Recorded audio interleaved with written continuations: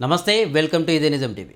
ఒకప్పుడు పెళ్ళిళ్ళు కుదిర్చాలంటే పెళ్ళిళ్ళ పేరయ్యలు తెచ్చిన సంబంధాలు అటేడు తరాలు ఇటేడు తరాలు చూసేవారు మన పెద్దలు.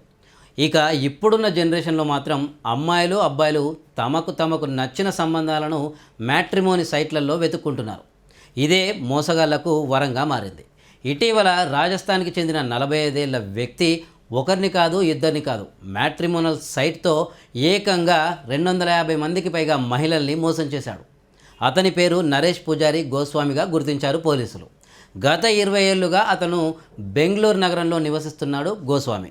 మ్యాట్రిమోని సైట్లు, సోషల్ మీడియా ప్లాట్ఫామ్స్లలో నకిలీ ప్రొఫైల్ క్రియేట్ చేసి మహిళలు వారి కుటుంబాల నుంచి డబ్బులు కొల్లగొట్టేవాడు. ఇక నిందితుడు యువకుల ఫోటోలను ఉపయోగించి ఆన్లైన్లో ప్రొఫైల్ క్రియేట్ చేసి కస్టమ్స్ ఆఫీసర్నంటూ సాఫ్ట్వేర్ ఇంజనీర్నంటూ ఫోజులిచ్చేవాడని పోలీసులు తెలిపారు. నిందితుడు 10 రాష్ట్రాల్లోని మొత్తం 259 మంది మహిళల్ని మోసం చేసినట్లు ఇన్వెస్టిగేషన్లో తేలింది.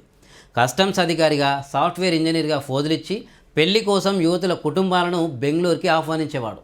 ఆ తర్వాత నిందితుడు తనకు ఆఫీసులో అర్జెంట్ పని ఉందని, మిమ్మల్ని రిసీవ్ చేసుకునేందుకు తన మామ వస్తాడని తనే వెళ్ళి వారిని కలిసేవాడు.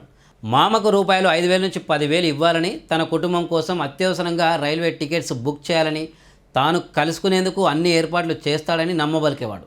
ఇక యువకుడిగా అతని మామగా 2 క్యారెక్టర్లను ఇతడే పోషించేవాడు. ఆ తర్వాత అక్కడి నుంచి అదృశ్యమయ్యేవాడు.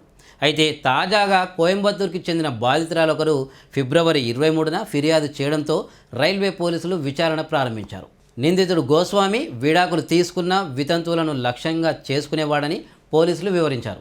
ఇప్పటి వరకు 16 మంది బాధితుల స్టేట్మెంట్స్ రికార్డ్ చేసినట్లు పోలీసులు వారి వివరాల్లో వెల్లడించారు.